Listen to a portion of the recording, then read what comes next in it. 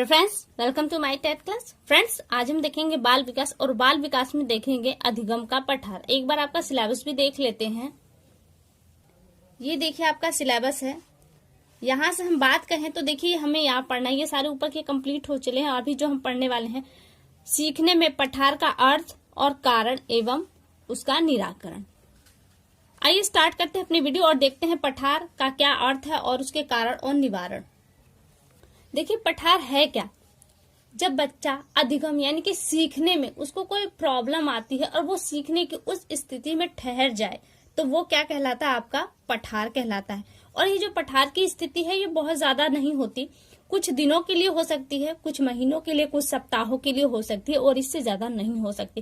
क्योंकि जब बालक के सामने पठार उपस्थित होता है तो उसके हिसाब से उसका निवारण होता है, उसका सोल्यूशन होता है, जिसके परिणाम स्वरूप वो आगे फिर पुनः बढ़ता है। यहाँ से हम शब्दों के माध्यम से देखें, स्किनर के अनुसार देखते हैं पठार क्षैतिज में जब हम इस तरीके से बनाएं तो वो क्षैतिज कहलाता है। पठार क्षैतिज प्रसार है जिससे उन्नति का बोध नहीं होता है। क्योंकि देखिए जब हम वक्र पीछे पढ़ रहे थे तो हमने वहां पे देखा था वक्र 4 तरह के होते हैं, सरल, उन्नतोदर, नतोदर और मिश्रित। मिश्रित वक्र में यहाँ पे पठार आएगा। और मिश्रित वक्र कैसा था, मिश्रित वक्र इस तरीके से था।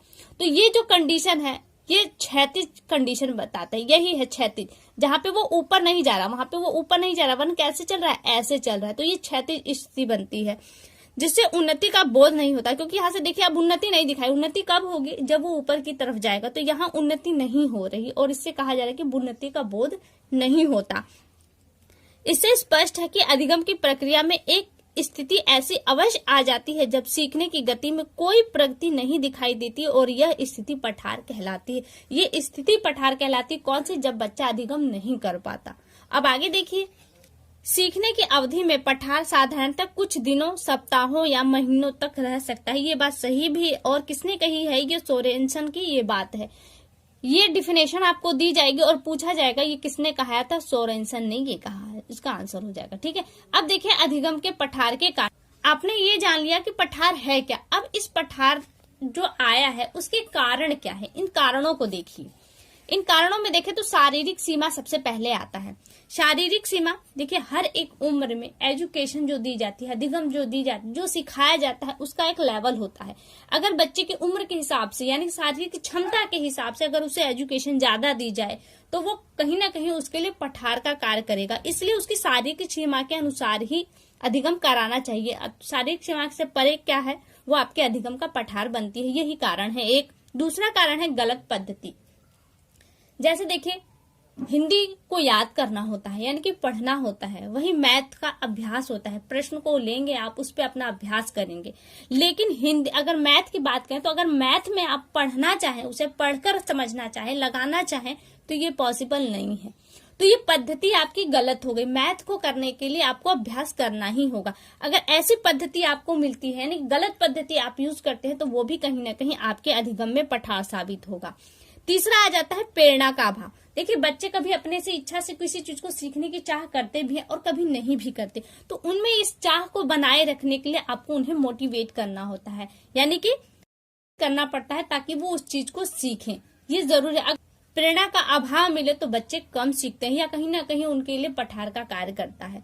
गलत क्रम, जैसे अभी हमने मैथ में देखा, मैथ पढ़ने की चीज नहीं है, वो अभ्यास की चीज है। उसी तरह से गलत क्रम होता है। हर चीज को सीखने का एक क्रम होता है। जैसे हम छोटे बच्चों की बात करें तो गणित में पहले उन्हें जोड़ सिखाया जाता है, फिर घटा, फिर गुणा, फिर भाग। ये क्रम है। लेकिन अगर हम स्टार्ट में ही उनसे गुणा और भाग जैसे क्रिया करवाएं और जोड़ और घटा बाद में करवाएं तो कहीं ना कहीं ये गलत क्रम हो जाएगा। ये उनके अधिगम में पठार का कार्य करेगा। अभ्यास का अभाव, जो चीजें सीखी जाती हैं अगर उनका अभ्यास न हो तो वो भी कहीं ना कहीं पठार होगा। कैसे, जैसे अभी आपने जोड़ घटा सीख लिया तो अब आप इसका अभ्यास नहीं करेंगे।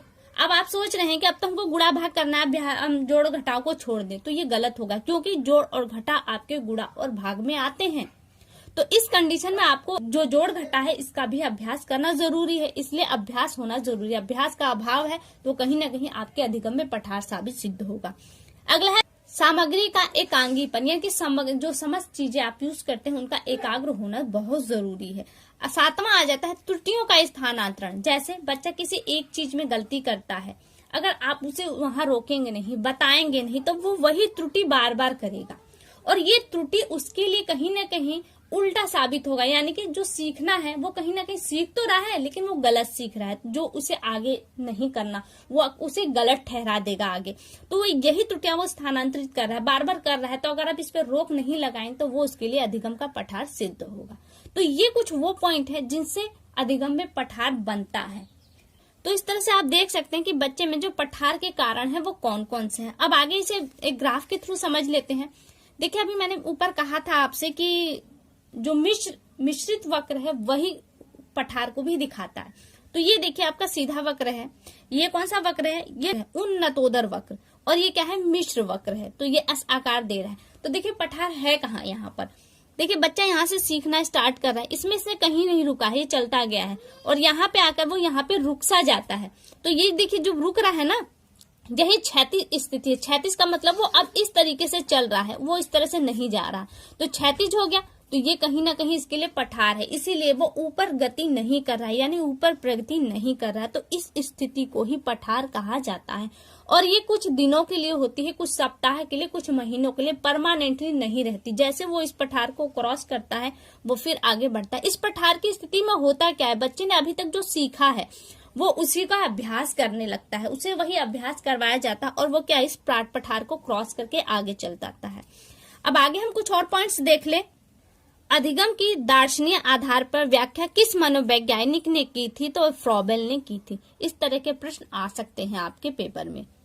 अगला पॉइंट है, सीखने के पठार का मुख्य कारण क्या है, तो उत्साह अवरोध है। यानी कि बच्चे में जो उत्साह होता है उस उत्साह के रास्ते में अवरोध उत्पन्न हो जाए तो वो स्थिति पठार की स्थिति बन जाती है।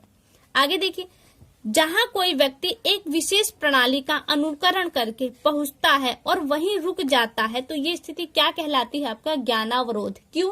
क्योंकि वो अनुकरण करके पहुंचा है। जब कोई व्यक्ति एक विशेष प्रणाली का अनुकरण करता है तो वहां पे क्या है, वो अनुकरण कर रहा है, नकल कर रहा है, वो अपने ज्ञान का यूज नहीं कर रहा। तो जितना उसने देखा उतना तो अनुकरण किया, लेकिन अब उसके आगे की विधि है जो ज्ञान पर डिपेंड करती है, तो क्या है, कहीं ना कहीं वो उसके ज्ञान में अवरोध उत्पन्न कर रहा है। उसने समझा नहीं है, उस चीज को नकल किया है, तो ये क्या कहलाएगा, आपका ज्ञान अवरोध। अब देखिए आ जाता है आपका पठार का निवारण। अब निवारण कैसे करेंगे, देखिए जब बच्चा पठार की स्थिति में आता है तो आप कभी भी उसे मारेंगे नहीं, उसे दंडित नहीं करेंगे, प्रताड़ित नहीं करेंगे, वरन करेंगे क्या। देखिए सीखने की जो स्थिति होती है वो एक बराबर नहीं होती। बच्चा कभी कम सीखता है, कभी अधिक सीखता है। तो इस कम और अधिक की स्थिति में पठार की स्थिति भी आ जाती है। तो ऐसे में आप क्या करेंगे, बच्चा जिस स्थिति में पठार फील करता है आप उस कड़ी को पकड़ेंगे और वो उसके पीछे क्या कारण है कि वो वहां पे कमजोर है या अधिगम नहीं कर पा रहा है, तो उस कारण को ढूंढेंगे और उस कारण को दूर करेंगे। जैसे शारीरिक सीमा उसके आड़े आती है तो उस शारीरिक सीमा के हिसाब से आप काम करेंगे। यानी कि यहाँ पे जो कारण दिए हैं ना, उन कारणों को दूर करेंगे तो वो बच्चा मोटिवेट होगा और उस अधिगम के पठार को क्रॉस करेगा। तो फ्रेंड्स, यहाँ से हो गए आपके अधिगम का पठार और उसका निवारण।